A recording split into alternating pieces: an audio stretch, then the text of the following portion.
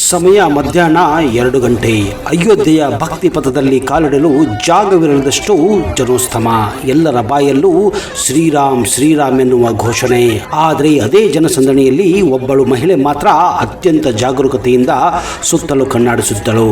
ಅವಳು ಬೇರೆ ಯಾರೂ ಅಲ್ಲ, ಸಿವಿಲ್ ಡ್ರೆಸ್ನಲ್ಲಿ ಇದ್ದಂತಹ ಲೇಡಿ ಇನ್ಸ್ಪೆಕ್ಟರ್ ಸವಿತಾ ವರ್ಮಾ. ಈ ಸಮಯದಲ್ಲಿ ಒಬ್ಬ ವೃದ್ಧೆ ಕೈ ಮುಗಿಯುತ್ತಾ ಮಂದಿರದ ಕಡೆ ಸಾಗಿದ್ದಳು. ಆದರೆ ಹಿಂದೆ ಹರಿದು ಬಟ್ಟೆ ತೊಟ್ಟಿದ್ದ ಇಬ್ಬರು ವ್ಯಕ್ತಿಗಳು ತುಂಬಾ ಹತ್ತಿರದಿಂದ ಅವಳನ್ನೇ ಹಿಂಬಾಲಿಸುತ್ತಿದ್ದರು. ನೋಡುವುದಕ್ಕೆ ಅವರು ಭಕ್ತರಂತೆ ಕಂಡರೂ ಅವರ ಕಣ್ಣುಗಳು ಮಾತ್ರ ಜನರ ಮುಖದ ಮೇಲೆ ಇರಲಿಲ್ಲ, ಬದಲಾಗಿ ಜನರ ಜೇಬು ಮತ್ತು ಕೊರಳಿನ ಸರದ ಮೇಲಿತ್ತು. ಇನ್ಸ್ಪೆಕ್ಟರ್ ಸವಿತಾ ಅವರಿಗೆ ಏನೋ ಸಂಶಯವಾಗಿತ್ತು. ಈ ಇಬ್ಬರು ವ್ಯಕ್ತಿಗಳು ಒಬ್ಬರನ್ನೊಬ್ಬರು ಕಣ್ಣಲ್ಲೇ ಸನ್ನೆ ಮಾಡಿಕೊಳ್ಳುವುದನ್ನು ಅವರು ಗಮನಿಸಿದ್ದರು. ಅಷ್ಟರಲ್ಲಿ ಆ ವೃದ್ಧೆ ಆಕಸ್ಮಿಕವಾಗಿ ಕೆಳಗೆ ಬಿದ್ದಿದ್ದಾಳೆ. ಈ ಇಬ್ಬರು ವ್ಯಕ್ತಿಗಳು ಅವಳನ್ನ ಎಬ್ಬಿಸುವ ನೆಪದಲ್ಲಿ ಮುನ್ನುಗ್ಗಿದ್ದಾರೆ.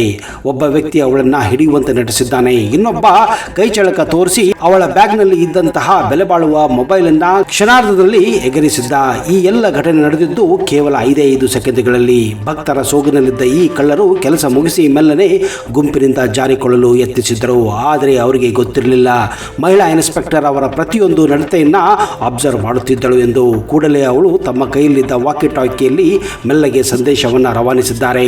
ಟಾರ್ಗೆಟ್ ಲಾಕ್ ಆಗಿದೆ. ಟೀಮ್ ಎ ಮತ್ತು ಟೀಮ್ ಬಿ ತಕ್ಷಣ ಅಲರ್ಟ್ ಆಗಿ, ನಾವು ಅಂದುಕೊಂಡಕ್ಕಿಂತ ಇದು ದೊಡ್ಡ ಜಾಲವೇ ಇಲ್ಲಿದೆ ಅಂತ ಹೇಳಿದ್ದಾಳೆ. ಇನ್ಸ್ಪೆಕ್ಟರ್ ಸವಿತಾ ವರ್ಮಾ ಈ ಇಬ್ಬರು ಕಳ್ಳರನ್ನ ಹಿಂಬಾಲಿಸಲು ಶುರು ಮಾಡಿದ್ದಾಳೆ. ಅವರು ಕಿಕ್ಕಿರಿದ ಗಲ್ಲಿಗಳಲ್ಲಿ ಮೂಲಕ ಸಾಗಿ ಅಯೋಧ್ಯೆಯ ಹೊರವಲಯದಲ್ಲಿದ್ದ ಒಂದು ಹಳೆಯ ಪಾಳು ಬಿದ್ದ ಗೋದಾಮಿನ ಕಡೆಗೆ ಹೋಗಿದ್ದಾರೆ. ಅಲ್ಲಿ ಹೋಗುತ್ತಿದ್ದಂತೆ ಸವಿತಾ ಅವರಿಗೆ ಶಾಕ್ ಆಗಿತ್ತು. ಅಲ್ಲಿ ಕೇವಲ ಒಬ್ಬರಲ್ಲ, ಬದಲಾಗಿ 100 ಜನ ಸಣ್ಣ ಸಣ್ಣ ಗುಂಪುಗಳಲ್ಲಿ ಕುಳಿತು ತಾವು ಒಂದು ದೋಚಿದ್ದ ಮೊಬೈಲ್ ಮತ್ತು ಒಡವೆಗಳನ್ನು ಹಂಚಿಕೊಳ್ಳುತ್ತಿದ್ದರು. ಇವರನ್ನೆಲ್ಲ ನಿಯಂತ್ರಿಸುತ್ತಿದ್ದವನೇ ಆ ಗ್ಯಾಂಗ್ನ ಮಾಸ್ಟರ್ ಮೈಂಡ್ ಅಬ್ದುಲ್. ಹೌದು, ಅಬ್ದುಲ್ ಈ ಕಾರ್ಯಾಚರಣೆಯನ್ನು ಒಂದು ಕಾರ್ಪೊರೇಟ್ ಕಂಪನಿಯಂತೆ ನಡೆಸುತ್ತಿದ್ದ. ಅವನು ತನ್ನ 100 ಜನ ಕಳ್ಳರನ್ನ ಬೇರೆ ಬೇರೆ ಗುಂಪುಗಳನ್ನಾಗಿ ಕಳಿಸಿ ಅಯೋಧ್ಯೆಯಲ್ಲಿ ರಾಮ ಭಕ್ತರನ್ನ ದೋಚುವುದೇ ಅವನ ಕೆಲಸವಾಗಿತ್ತು. ಅಬ್ದುಲ್ ಈ ಎಲ್ಲ ವಸ್ತುಗಳನ್ನು ಒಂದು ಕಡೆ ಸಂಗ್ರಹಿಸಿ ಅವುಗಳ ಬಿಡಿ ಭಾಗಗಳನ್ನು ಬೇರ್ಪಡಿಸಿ ಬೇರೆ ರಾಜ್ಯಗಳಿಗೆ ಅಕ್ರಮವಾಗಿ ಸಾಗಿಸುವ ಪ್ಲಾನ್ ಇವನದಾಗಿತ್ತು. ಇನ್ಸ್ಪೆಕ್ಟರ್ ಸವಿತಾ ತಕ್ಷಣವೇ ಹಿರಿಯ ಅಧಿಕಾರಿಗಳಿಗೆ ವಿಷಯ ಮುಟ್ಟಿಸಿದ್ದಳು.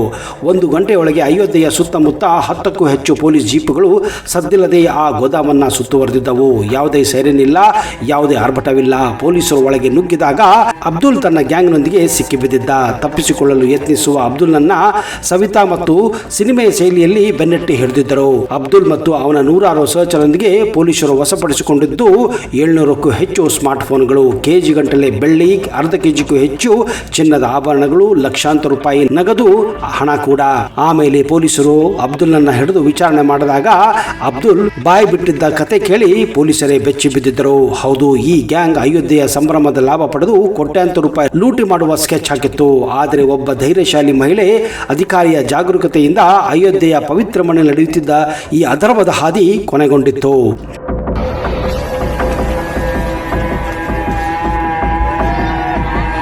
ಸತ್ಯಯುಗದಲ್ಲಿ ವಿವಿಧ ಗ್ರಹಗಳ ದೇವರು ಹಾಗೂ ರಾಕ್ಷಸರ ಮಧ್ಯೆ ಯುದ್ಧ ನಡೆಯುತ್ತಿತ್ತು. ತ್ರೇತಾಯುಗದಲ್ಲಿ ಒಂದೇ ಗ್ರಹದಲ್ಲಿ ವಾಸವಾಗಿದ್ದ ದೇವರು ಮತ್ತು ಅಸುರರ ಮಧ್ಯೆ ಯುದ್ಧ ನಡೆಯುತ್ತದೆ. ಅಂದರೆ ಅಯೋಧ್ಯೆಯಿಂದ ರಾಮ ಹಾಗೂ ಲಂಕೆಯ ರಾವಣನ ಮಧ್ಯೆ ಯುದ್ಧ ನಡೆದಿತ್ತು. ಹಾಗೆಯೇ ದ್ವಾಪರ ಯುಗದಲ್ಲಿ ಒಂದೇ ಕುಟುಂಬದಲ್ಲಿರುವ ಜನರ ಮಧ್ಯೆ ಯುದ್ಧಗಳು ನಡೆಯುತ್ತವೆ. ಅಂದರೆ ಪಾಂಡವರು ಮತ್ತು ಕೌರವರ ಮಧ್ಯೆ. ಆದರೆ ಕಲಿಯುಗದಲ್ಲಿ ಯುದ್ಧಗಳು ನಮ್ಮ ಒಳಗೆ ನಡೆಯುತ್ತಿವೆ. ರಾಮ ನಮ್ಮ ಆತ್ಮವಾದರೆ ಸೀತೆಯು ನಮ್ಮ ಮನಸ್ಸು, ಹನುಮಾನ್ ನಮ್ಮ ಜೀವ ಶಕ್ತಿಯಾದರೆ ರಾವಣ ನಮ್ಮ ಅಹಂ ಮನಸ್ಸನ್ನು ಆವರಿಸಿಕೊಂಡಾಗ ನಮ್ಮ ಆತ್ಮವು ಪ್ರಕ್ಷುಬ್ಧಗೊಳ್ಳುತ್ತದೆ. ಮನಸ್ಸು ಮತ್ತು ಆತ್ಮವು ಸಮನ್ವಯಗೊಳಿಸಲು ಧ್ಯಾನ ಮಾಡಬೇಕು. ಉಸಿರಾಟದ ಮೂಲಕ ನಮ್ಮ ಮನಸ್ಸು ಮತ್ತು ಆತ್ಮವನ್ನ ನಿಯಂತ್ರಿಸಬಹುದು. ರಾಮ ಮತ್ತು ಸೀತೆ ಒಂದಾದರೆ ಅಹಂ ನಾಶವಾಗುತ್ತದೆ, ಅಂದ್ರೆ ರಾವಣ ನಾಶವಾಗುತ್ತಾನೆ. ಅಂತಹ ರಾಮ ಸೀತೆಯರ ದೇವಸ್ಥಾನವನ್ನ ನಮ್ಮ ಆತ್ಮದಲ್ಲಿ ಇಟ್ಟುಕೊಂಡರೆ ನಿಜಕ್ಕೂ ನಾವು ಪುಣ್ಯವಂತರು. ಅದರಲ್ಲೂ ಈ ದೇವಸ್ಥಾನವನ್ನು ಭೇಟಿ ಕೊಟ್ಟರೆ ನಮಗೆ ಈ ಜೀವನದಲ್ಲಿ ಮೋಕ್ಷ ಸಿಗುತ್ತದೆ. ಹೌದು, ಇಂತಹ ಅಯೋಧ್ಯೆಯ ರಾಮ ಮಂದಿರದಲ್ಲಿ ಇತ್ತೀಚೆಗೆ ಶ್ರೀರಾಮನೇ ಸಾಕ್ಷಾತ್ ದರ್ಶನ ನೀಡಿದ್ದಾನೆ ಎನ್ನುವ ಮಾಹಿತಿ ಇದೆ. ಹೌದು, ಇಲ್ಲಿನ ಪ್ರಧಾನ ಅರ್ಚಕರಿಗೆ ಶ್ರೀರಾಮ ದರ್ಶನ ಕೊಟ್ಟಿದ್ದು ನಿಜಕ್ಕೂ ಒಂದು ಅಚ್ಚರಿಯ ವಿಷಯವಾಗಿದೆ. ಅಂದ್ರೆ ಇದರಿಂದಲೇ ಸಾಬೀತಾಗುತ್ತದೆ ಅಯೋಧ್ಯೆಯೇ ಶ್ರೀರಾಮನ ಜನ್ಮಭೂಮಿ.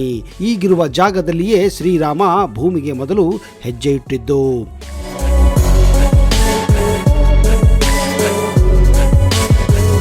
ಬನ್ನಿ ಶ್ರೀರಾಮನ ಕೆಲವು ಅಚ್ಚರಿಯ ಸಂಗತಿಗಳನ್ನ ಇವತ್ತಿನ ಈ ವಿಡಿಯೋದಲ್ಲಿ ಪಡೆಯೋಣ. ವಿಷ್ಣುವಿನ 10ನೇ ಅವತಾರದಲ್ಲಿ ಭಗವಾನ್ ರಾಮನು 7ನೇ ಅವತಾರವೆಂದು ಪರಿಗಣಿಸಲಾಗಿದೆ. ರಾಮನ ಮೊದಲು ವಿಷ್ಣುವು ಮತ್ಸ್ಯ ಅಂದ್ರೆ ಮೀನಿನ ರೂಪ, ಕೂರ್ಮ ಅಂದ್ರೆ ಆಮೆಯ ರೂಪ, ವರಾಹ ಅಂದ್ರೆ ಹಂದಿಯ ರೂಪ, ನರಸಿಂಹ ಅಂದ್ರೆ ಮನುಷ್ಯ ಮತ್ತು ಸಿಂಹನ ರೂಪ, ವಾಮನ ಅಂದ್ರೆ ಕುಬ್ಜ ರೂಪ ಮತ್ತು ಪರಶುರಾಮನ ಅವತಾರವನ್ನ ಎತ್ತಿದ್ದ. ನಂತರ ಕೃಷ್ಣ, ಬುದ್ಧ ಮತ್ತು ಕಲ್ಕಿ ಅವತಾರವನ್ನ ಈಗ ತಾಳಲಿದ್ದಾನೆ. ಭಗವಾನ್ ರಾಮನು ತ್ರೇತಾಯುಗದಲ್ಲಿ ಜನಿಸಿದ್ದನು ಮತ್ತು ರಾಮನು ಮಾನವ ರೂಪದಲ್ಲಿ ಪೂಜಿಸಲ್ಪಟ್ಟ ಅತ್ಯಂತ ಹಳೆಯ ದೇವತೆ ಎಂದು ನಂಬಲಾಗಿದೆ. ತ್ರೇತಾಯುಗವು 12,96,000 ವರ್ಷಗಳ ಹಿಂದೆ ಕೊನೆಗೊಂಡಿತ್ತು. ತ್ರೇತಾಯುಗದಲ್ಲಿ ರಾಮನಲ್ಲದೆ ವಿಷ್ಣುವಿನ ವಾಮನ ಮತ್ತು ಪರಶುರಾಮನ ಅವತಾರಗಳು ಕೂಡ ಅವತರಿಸಿದ್ದವು. ರಾಮನು ಇಕ್ಷ್ವಾಕು ವಂಶದಲ್ಲಿ ಜನಿಸಿದ್ದನು. ಇದನ್ನು ಸೂರ್ಯರಾಜನ ಮಗ ರಾಜ ಇಕ್ಷ್ವಾಕು ಸ್ಥಾಪಿಸಿದನು. ಅದಕ್ಕಾಗಿಯೇ ಭಗವಾನ್ ರಾಮನನ್ನ ಸೂರ್ಯವಂಶಿ ಎಂದು ಕೂಡ ಕರೆಯಲಾಗುತ್ತದೆ.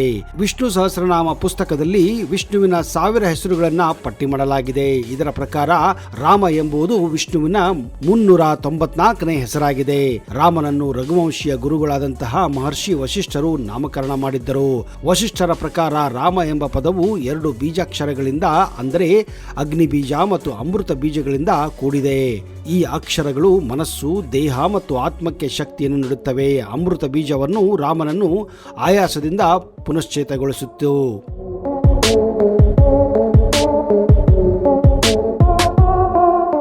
ಶ್ರೀರಾಮ ಅಯೋಧ್ಯೆಯನ್ನ 11,000 ವರ್ಷಗಳ ಕಾಲ ಅಮೋಘದಿಂದ ವೈಭವದಿಂದ ಆಳಿದ್ದಾನೆ. ಈ ಸಮಯದಲ್ಲಿ ಅವನ ಪ್ರಜೆಗಳು ಸುಖ ಶಾಂತಿಯಿಂದ ಇದ್ದರು. ಇದೇ ಕಾರಣ ಇದನ್ನ ರಾಮರಾಜ್ಯ ಎಂದು ಕೂಡ ಕರೆಯುತ್ತಾರೆ. ಭಾರತ ಮಾತ್ರವಲ್ಲದೆ ದಕ್ಷಿಣ ಏಷ್ಯಾ ಹಾಗೂ ಆಗ್ನೇಯ ಏಷ್ಯಾಗಳ ಹಲವಾರು ದೇಶಗಳಲ್ಲಿ, ಅದರಲ್ಲೂ ಇಂಡೋನೇಷ್ಯಾದಲ್ಲಿ ರಾಮನನ್ನ ಈಗಲೂ ಪೂಜಿಸಲಾಗುತ್ತದೆ.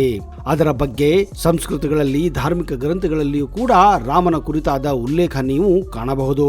ಮಹಾಭಾರತ ಪ್ರಕಾರ ಒಮ್ಮೆ ಶಿವನು ರಾಮನ ಹೆಸರನ್ನು 3 ಬಾರಿ ಪಠಿಸುವುದರಿಂದ 1000 ದೇವತೆಗಳ ಹೆಸರನ್ನ ಉಚ್ಚರಿಸುವ ಅನುಗ್ರಹಕ್ಕೆ ಸಮಾನವಾಗುತ್ತದೆ ಎಂದು ಹೇಳಿಕೊಂಡಿದ್ದಾನೆ.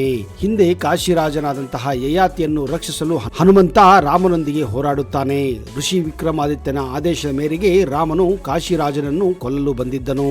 ಯುದ್ಧದಲ್ಲಿ ಕಾಶಿರಾಜನಿಗೆ ಸಹಾಯ ಮಾಡಲು ಹನುಮಂತ ರಾಮನನ್ನು ಪಠಿಸಲು ಪ್ರಾರಂಭಿಸುತ್ತಾನೆ. ಈ ಕಾರಣದಿಂದಾಗಿ ರಾಮನ ಬಾಣಗಳು ಹನುಮಂತನ ಮೇಲೆ ಯಾವುದೇ ಪರಿಣಾಮ ಬೀರುವುದಿಲ್ಲ ಮತ್ತು ರಾಮನು ತನ್ನ ಸೋಲನ್ನ ಒಪ್ಪಿಕೊಳ್ಳಬೇಕಾಗುತ್ತದೆ. ರಾಮ ಸೇತುವೆಯನ್ನ ತಮಿಳುನಾಡಿನ ರಾಮೇಶ್ವರದಿಂದ ಹಿಡಿದು ಶ್ರೀಲಂಕಾದ ಮನ್ನಾರ್ವರೆಗೆ ವಾನರ ಸೇನೆಯು ನಿರ್ಮಿಸಿದೆ. ಈ ಸೇತುವೆ ಮುಖ್ಯ ಕುಶಲಕರ್ಮಿಗಳು ನೆಲ ಮತ್ತು ನೀಲ.